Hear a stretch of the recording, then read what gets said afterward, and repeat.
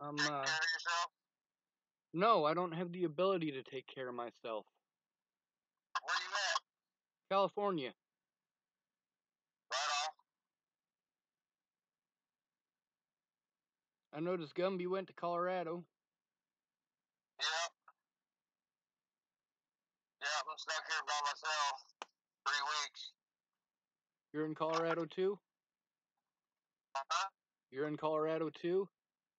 No, I'm still in Michigan. I'm stuck here. I'm on parole. I can't go out of the state. Yeah. I'm on probation in Colorado. I violated my probation and left. Damn. All I'm after now is assisted suicide. It's obvious I'm not going to get a lawyer.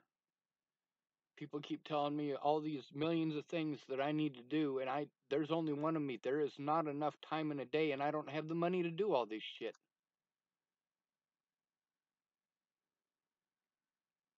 Yeah, man. Tough spot to be in, for sure. Yeah, it's worse than that. I mean, being called a stalker for going to save somebody's life is bullshit. Being called a stalker and a rapist and a chimo and all that other shit was fucking bullshit. Not being able to see Rabbit because of those fucking people is fucking bullshit. Not being able to see any of my friends in Boulder because of fucking a bunch of goddamn druggies is fucking bullshit. Having cops that won't take a fucking report from you is fucking bullshit. Being assaulted by the police repeatedly is fucking bullshit. Being homeless is bullshit. Yeah, there's a lot of that going around. I know, I got a lot of people sending me, stuff about the shit that they're going through.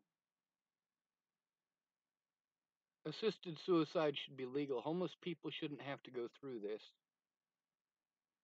Homeless women have it so much easier than men, and they don't even know it.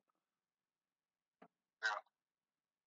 And it sucks, you know. They go out and they hit the homeless circuit and they end up getting victimized, you know, but so do the men. And the police, they're a lot nicer to the women than they are to the men. And they still treat the women like shit. Yeah. Most of those women, did you know the number one reason for women going homeless is domestic abuse? Yeah. And then they get treated like shit by the police because they're homeless. They're homeless because they got beaten up. They're homeless because they turned in their husband for beating them up or for raping their kids. And then they get their kids taken away because they can't afford to keep the roof. So they must be the bad guys.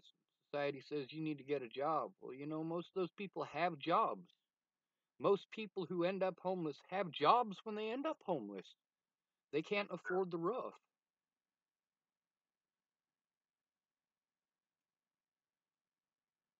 I needed help getting a lawyer. I don't have the money, and there's 80% of the jails are full of homeless people. Most of them were railroaded. But it's fine because the courts aren't willing to take a look at that. It makes them too much money. Yeah. Because they got all their fucking money in the fucking prison system, bro. The phones, the food, the fucking clothes, Bob Barker, all that shit fucking is capitalized, bro. It's not even fucking public funds don't even pay for that. Public You know, funds do pay for all that. it's the private companies that get paid. The private companies get paid, but it's the public paying it. Yeah. Well, no, actually, the public pays interest on the fucking price because it's funded with banking loans. Yeah, we can thank the Romans for that. Same thing with the rental laws taken from the Romans. Yeah. The banks put up all the money to fucking for the jails and the food, and the tax money pays the loans back. So really, it's not even the people paying for all that shit.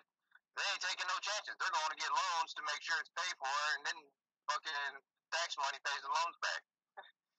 Just fucking retarded, man. All Not right, only not only is the people paying for it, but they're also paying interest. while fucking bankers sit on their fat ass all day doing absolutely fucking nothing productive to the society, making 5 to 10% off of fucking taxpayer money. Well, when you start looking at the money that they're spending on it, I mean, we're talking about maybe $2 per meal. Arapahoe County charges $175 per inmate per day. Yeah. I mean that ends up being hundreds of thousands of dollars per day because there's 1,800 inmates, and they try to keep it full because it's good money. Yeah. Now you take out all the little piddly shit, we're still talking about over $300,000 that they're making every single day, just Yeah. off of that one jail. Yeah. They don't need bankers at that point. That's all money that they're taking from the American public. I mean, that's a lot of money. For the cost of keeping one homeless person incarcerated for 10 days, you could house up 3 homeless people in their own place for an entire month. Yeah. Individually in their own places, not 3 people stuck in one house. Yeah. But they're not human. We have to punish them for not being human. We have to punish them for being broke. We have to punish them because they didn't have enough money to keep a roof over their head. They must be lazy, and that's the reason it happened. Meanwhile, we got folks who bust their ass and go to work every day, and their boss just doesn't pay them. You know, like me, I got paid 9 days late for I was cutting metal for a living in Chapel, Nebraska, and I got paid $9 late. That was $230 worth of fines for all the stuff that I couldn't pay because I had to wait that 9 days. My boss didn't reimburse me that. He didn't care. He's like, well, it's not my problem. I'm like, dude, it's my problem. I mean, half of my next paycheck is going to go to, because I was getting paid biweekly then, half of my next paycheck is going to go to paying back just fines. And I won't be able to pay my bills because I have $230 that I have to pay in those overdrafts and fines and not overdrafts, but the stuff for not being, on time. And it's not that I didn't make the effort to be on time. I just couldn't get him to pay me. Yeah. But then I'm some sort of terrible lazy person because I can't afford the bills. I must not have worked hard enough because I couldn't pay the bills. And people say, "Oh, well, you should have just quit and got a different job." Well, I actually did. I did quit and I did go get another job. Another job that would at least pay me on time. Although it wasn't as many hours, it was the same basic minimum friggin' wage, you know. And at least it was paying me on time. I didn't get as many hours, but That still didn't pay the bills when you needed them to pay. You got late fees on top of that now. yep, yep. When I worked at the American in Sydney, the deal was that I had to drive myself to work every day. Well, I used my work truck to help them out because they were redoing the roof on. It's the American in Sydney, so they were redoing the roof on it, and I was using my truck because they had asked me to drive all these shingles out to the dump. Well, I broke my truck, and then I had to ride into work every day with Pam and Rick Martindale, and eventually they were like, Sean, you just need to get your truck fixed. By this time, I've already bought 3 different kits for a Rochester carburetor. I eventually was able to fix it with some cardboard, but I mean that took so friggin' long to get that done. And finally, I was like, I get bitched at by Pam because Rick's not doing his job. Rick spends all of his time smoking weed and driving around. This is a guy who's got a friggin' Mercedes. His son sells Mercedes for a living. This guy's driving around Nebraska smoking weed in a Mercedes, and his wife is bitching at me about the work that he was supposed to do. Like, I'm sorry, but it's not my responsibility. There's only one of me. There's supposed to be 2 maintenance men here working, and there's one. And you're mad at me because it's not all getting done. Have your husband come to work instead of cruising around and getting paid for cruising around. Yeah. But that was the job at the American is the job that I got after because the guy I was working for cutting metal, his name is Gary Smith. When I quit the job with him, I went to the American, and I had a job actually in between there. But I started the American, and until I basically got harassed into not working there anymore. I didn't have a vehicle. My bosses were talking to me every day about how I need to drive myself to work so that, because they originally hired me because I could drive myself to work. If they wanted to go visit the kids for the weekend, at least, they had somebody who could do the maintenance stuff, but I wasn't able to. And they were like, you got to get your vehicle running, by tomorrow, or you need to find another job. And I was like, I literally can't do it tomorrow. I have to get a paycheck before I can do any of that, and all of my paychecks are like, oh my god, dude, the messed up stuff that they overburden you with. You need to pay this, and you need to pay that, and I paid all of it. Yeah. And I keep hearing from people who, rip me off about how I deserved it. No, I didn't deserve it. I didn't deserve to have my tools stolen. I didn't deserve to have my tattoo supplies stolen. I busted my ass for that stuff. I actually worked for that stuff. Meanwhile, these people later on are like, dude, you just need to get a job. Like, fuck you. You didn't earn the shit you stole from me. Yeah. So I'm never gonna be allowed an honest day in court. People keep telling me I need to look at the bright side. There is no fucking bright side. Natalie is dead. Her predators got away with doing everything that they did, and then they went after me. The police Yeah. refused to do their jobs because I was homeless, and I see that all the time. That's why I fight for homeless rights, basic human rights.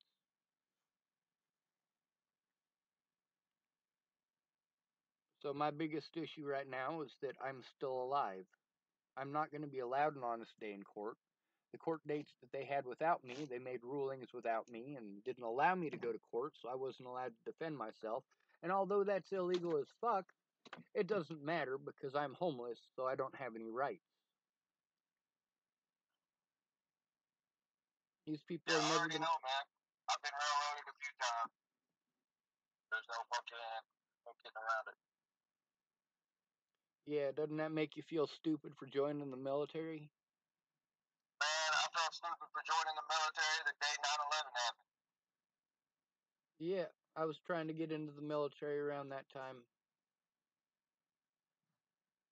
Yeah, I had already been in a little over a year, and 9/11 happened. And like, check this out, man. Like, all through the ranks, there was like rumors the entire summer of 2001.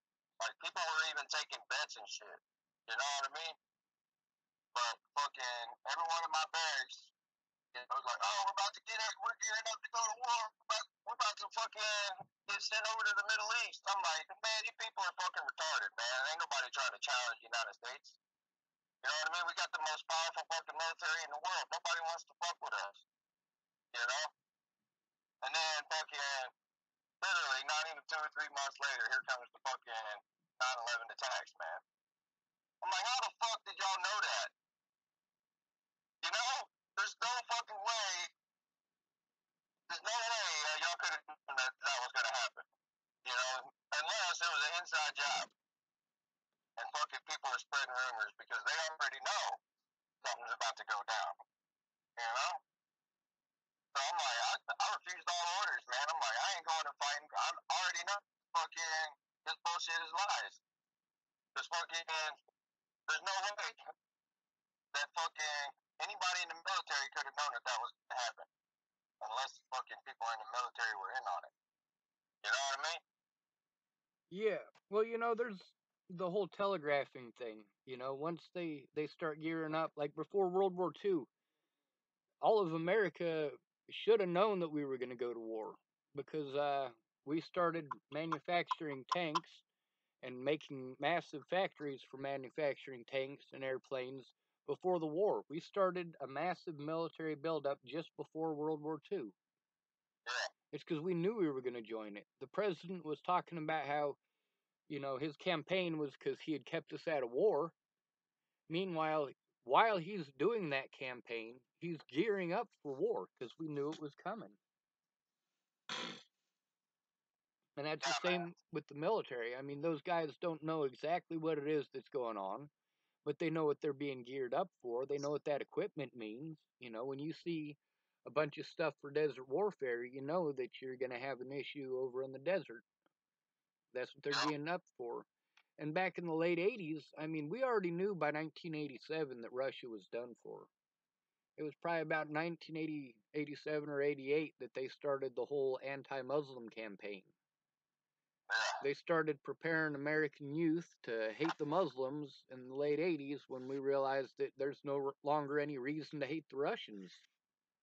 Yeah. And I'm not sure how much of that whole fiasco you remember. The everybody paranoid that the commies are going to do this and the commies are going to do that. And all the Yeah, things they man. said the communists were going to do, I've seen them do to the people here in the United States. Yeah. We literally do the same thing to the homeless that Adolf Hitler did.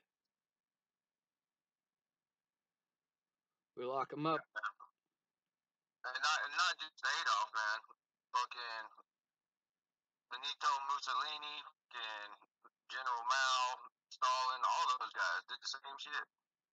You know where they got the idea? Either you work with our system or we're gonna fuck you up. You know where they got their systems, all of them from? What's that? The American Chain Gang. Uh, The 13th Amendment to the Constitution made it legal for anybody, and they ratified this before the Civil War was even over.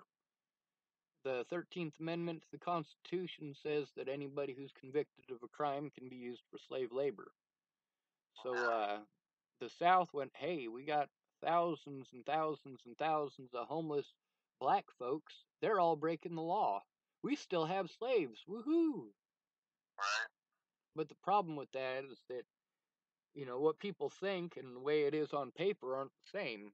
You know, like a lot of people think that because it says on paper that, you know, they intend it to only be for black people. And when it goes down on paper, it doesn't say that it's just for black people, so it can be used for anybody. And then they get pissed off when it's used on them. Like, you know, I didn't know this was going to happen. Well, of course you didn't. It's like homelessness. I told a lot of people that I knew what being homeless was like. They're like, you're making excuses, you're making excuses. And then when they ended up homeless, what do? They call me up crying, I didn't know it was going to be like this, Sean. Quit making excuses. Exactly, exactly. Get a job, you lazy shit. Yeah. But I mean, you know, did you see me being an evil son of a bitch down there, or did I help people out? No, you weren't evil, John. Nobody fucking with any credibility thinks that. You know what I mean? Everybody knows the fucking you were definitely the fucking spice of love whenever people needed it the most. You know, everybody that comes up and talks to you out on the streets gives you a hug right away, don't they? Not anymore. After I left Virginia, it was violent. Whenever I went to Wow. go see any of those people, like there's a lot of people in Boulder that do love me.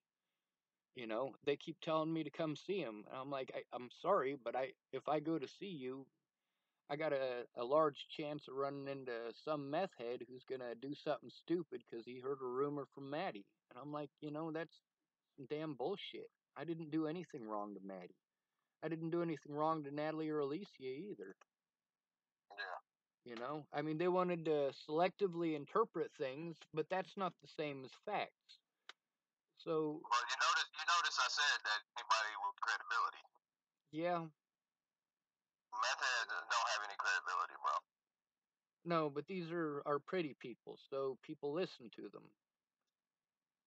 I mean, Maddie, despite the fact that she's a lesbian, she is attractive. You know, she has a good sense of proportion. She's equal on both sides. You know, she's not Quasimodo by any stretch. Yeah. And Natalie and her sister, I mean, they're attractive too. I mean, the the major thing that you see on their stuff, you know, because I was friends with both of them on Facebook. 99% of the crap that people typed at them is "You're so hot, you're so cute, you're so pretty." Like, isn't there any more substance to these people? Is there anything more that they care about, or is it just about pretty? Yeah, that's it was Nietzsche that said that fucking that's really all fucking women are usually concerned with is fucking beauty. They don't care about truth or justice or anything like that. But I haven't really noticed that true for all women, just most. There are some out there that fucking, they don't wear makeup, they don't put on any kind of pretty face. They're natural. They are who they are. Jessica You know, Martindale was like that. and Siobhan, Siobhan is the shit. yeah, man, I love that chick. She's fucking awesome. She is. But her and Kate too. Imagine what the world would be like if most women were like her, bro. You know what I mean? Oh, dude, we wouldn't have wars. Right? But the other thing is, men are into that beauty thing too. Nietzsche should have made a connection with that, because I noticed the only difference between men and women is how they're trained. There's lots of foreign women who aren't trained the same as American women. They think differently than American women. People who have been through actual struggle and turmoil, they're not concerned with pretty stuff. Yeah. Like Kelly, shit, she's been homeless for like 12 years now, and she got unhomeless twice. They took away her housing because of bullshit that she didn't even do. Yeah. And, don't get me wrong, she's not like, drop dead gorgeous or anything like that, but you know, also, she's not an ugly person by any means. She just, I don't know, she quit drinking. She got into housing. She quit drinking. She was doing really good. And then she got BS charges, ended up losing her place. And, she's still working. She's still going to work every single day. And the cops are, harassing everybody around her. And, everybody's got their own addictions and their own problems and their own issues. And, eventually she got to the point where she's like, you know what? I spend all of my money paying the courts for things that I didn't do.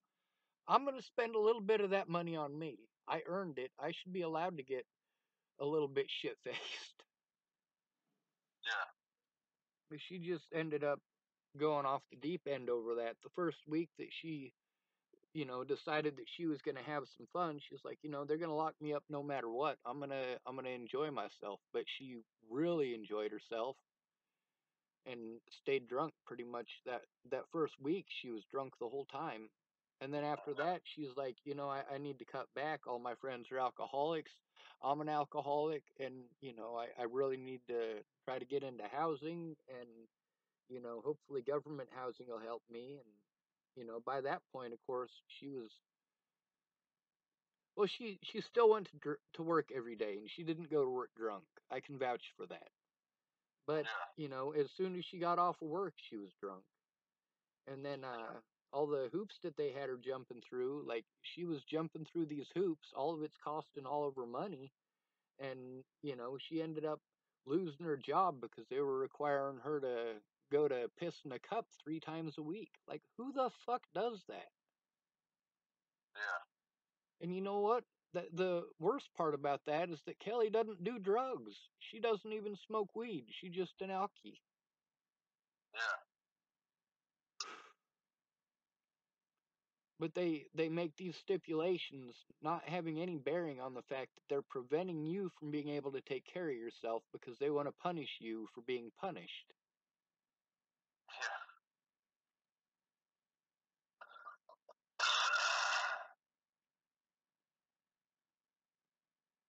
Hearing another human being's voice really helps me out. I mean, a lot of the places that I've been, people just don't have time for a one-on-one. They're too busy with their kids, which is understandable. Yeah. It's just messed up. A lot of those people are like, I need help, I need help, I got kids. Then they're like, I can't help, I got kids. Like, that's the reason that you grew up in the system you grew up in, is because your parents had that same mentality. Yeah. Somebody else will do it, somebody else will do it, somebody else will do it. Here in the United States, People, on average, live with their parents till they're 29. They can't afford to move out, and their parents can't afford for them to move out either at this point. I know so many people who are living with their parents just because their parents can't pay all the bills. It's disgusting. Yeah. I mean, Well, I'm all I for. can. Go ahead. No, you go ahead, bro. Finish up what you were saying. I'm all for working together as a family. I've seen a lot of the Latin American, well, not even Latin American. Some of them are from South America, and I see how their family dynamic works, and it it as far as capitalism goes, their dynamics work perfectly. Instead of spending 4 years for you to pay off a car, and you're going to end up paying three times what the sticker price is for that car because of accrued interest. You know, meanwhile, a Mexican family comes up here, seven of them. They all get jobs when they get up here. They all work together, and in 3 months, they buy one of them a vehicle. And then that one person does all the driving around. They start a business. The men do the landscaping, and the women do the cleaning, and then they get the next person on the list of car, and they start from oldest to youngest, and the oldest people basically just drive everybody around to begin with, and then later on, the kids are able to get vehicles. About every 3 months, like clockwork, they're able to buy another person a vehicle. And that's because they work together as a family. But here in America, we're like, as soon as they turn 18, I'm kicking their ass out. Fuck you. Why'd you even have kids? Yeah. That's not a family dynamic at all. That's exactly why we don't have an America. That's why we don't have a constitution. People don't care. Parents don't care about their offspring. Yeah. As far as me and Rabbit goes, I mean, shit. Our mom was on coke, our dad was on coke, and people were like, "You chose this." Like, nope. They were doing cocaine before I was even a thought in their mind. Yeah. My dad, for the longest time, until the last time I talked to him, I talked to him about a week ago. Before that, I hadn't talked to him since before I left Virginia. I mean, me and Dad had a big knockdown, drag out argument over the phone over Eric. Yeah. And my dad, until that conversation, every time that I talked to him, he wanted to hold it over my head that I was expensive because I was in the system. I'm like, dude, you were in the system too. I was in the system because you couldn't lay off the cocaine. I was in the system because you were in prison. Who put you in prison, Dad? Yeah. And he tells me that it was a crooked cop who wouldn't leave him alone and wouldn't leave him alone, and finally he was like, I'll fucking do it. And I'm like, Dad, that doesn't line up with the 38 counts of cocaine possession with intent to sell. When you have 39 individual baggies, then that pretty much throws the "I was just once" to an officer because he wouldn't leave me alone and blah blah blah. Like, no, dude, you were straight up dealing. Yeah. And then I got all these folks calling me a druggie. Like, how many times have you ever known me to do meth? The only thing I've ever seen you do is weed. I haven't even seen you do any psychedelics, Sean. That's because I don't. I stick to weed. Well, if anybody on this planet needs weed, it's you, man. A lot of people say that. So I mean, I'm not saying that fucking just doing weed is a bad thing, but I also think you should dabble in some psychedelics and open up some more fucking receptors in your brain. Maybe some mushrooms or some acid or something. Yeah, well, in my frame of mind, I don't think it would be okay to do that. I mean, I've seen a lot of people get stuck in the loop because they, you know, Well, I mean, I wouldn't suggest you just do it and roam around by yourself. I'd, go to a friend's house, somebody that you know you can trust. Fucking do it with them, man. You know what I mean? that's the thing. If I have a bad trip, they're not going to be able to handle me. They can barely handle me as is because I'm constantly having a panic attack. I went over to Tabby's, and Tabby's would have been a perfect place, except her ex Josh. He's an alkie, and he's a jerk. You know, he's a very selfish person. So while me and Candace and Sid and Tabby are all cleaning house, and the kids want to play. They're kids. Yeah. Candace's daughter is only 3, and Josh and Tabby's daughter is only 3. I mean, they're the same age. They're kids. They play, and he's waking up and 9, 10, 11 o'clock in the morning and calling them cunts. Yeah. And I'm actually not against using that word. I believe that that word is an acceptable word. Yeah, but not the kids, man. Exactly. Like I find that word to be one of the most vile and contemptible words out there. It's like using the N word. But at the same time, like there's certain criteria that if you meet those criteria, I'm going to use that word. If your lies get other people injured or killed, then yeah, you are a cunt. Yeah. And those girls weren't lying to get people hurt, and they weren't injuring people. They were just playing, which kids are going to do. It's in the morning. It's not even early in the morning. It's already late in the day. But I gave them money to stay there, and I gave them money to gave him money, for his alcohol almost daily until Tabby asked me to stop. And when I stopped doing that, he was even more of a jerk, throwing a lot of tantrums all the damn time. And I'm stressed out all the time because I mean I where I grew up, in the places that I grew up, and then getting stuck in Nebraska, most of the people that abused me were alcoholics.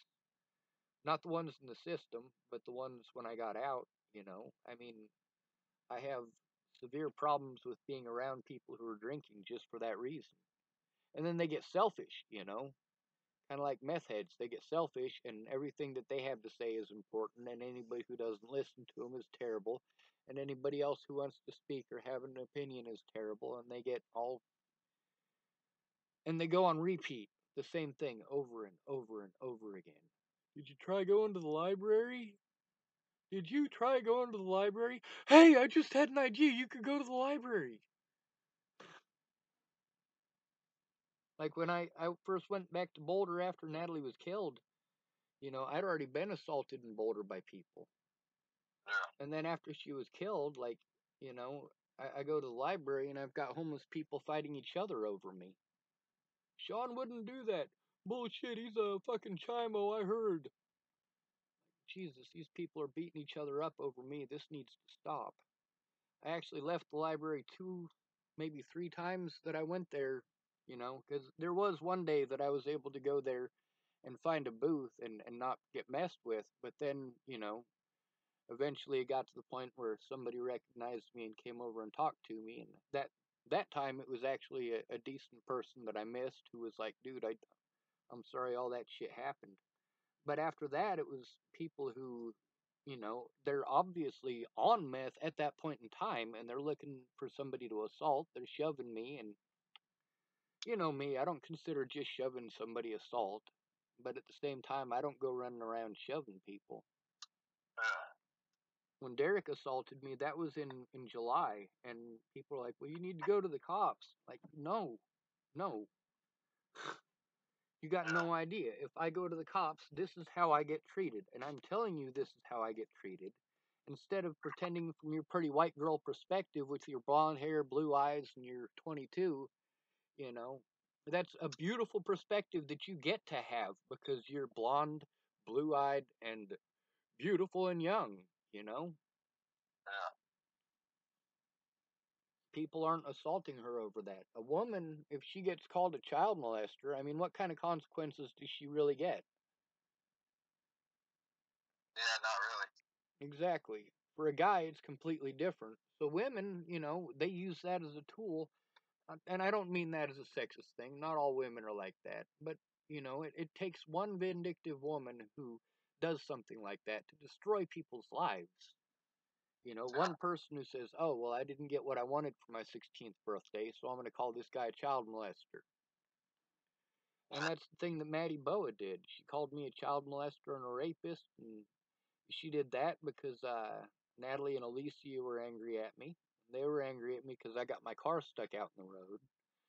And you know what? That wasn't a decision that I made. That was just the way that it ended up. And I'm not a terrible person for doing the best that I could with the scenario at hand. But at the same time, like, Natalie lied out her ass. She slandered my name publicly, and at least I told the truth, you know? Yeah. I mean, I understand she was embarrassed in Virginia, but that's no excuse for me to be being assaulted for things that I didn't do. Yeah. And that all started because they called me a stalker. If they hadn't called me a stalker, none of this would have happened. Yeah. If they'd have been, if they hadn't been too afraid to tell their parents the truth, well, her mother in specific. But I already knew what her mother's opinion was. Natalie had already warned me about that, you know. I was like, no, I've dealt with a lot of people like that. I can handle it. But what I couldn't handle is the way that they treated her over it, you know. Like she shouldn't have had to go through that. And I did everything that I could, you know. I mean, street folks don't like you when you go talk to the police, but I legit went and talked to the police to try to get that shit to stop. The police blew me off. They didn't blow her off, though. The police refused to take a report from me at every friggin' juncture. And then the one time in Colorado that an officer pretended like she was gonna, that was Officer Amanda Jonas. I was gonna sit down with my evidence and show it to her and write that stuff down, but instead they took that evidence, removed it from my person, took it somewhere else, took me to the Boulder jail where I was assaulted repeatedly, and somehow I'm a bad person because I was assaulted and I spoke out.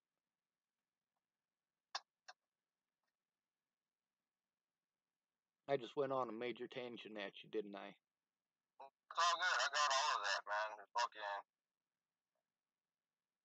It's amazing what one lie can do to fuck up somebody's life. You know what I mean? Yeah.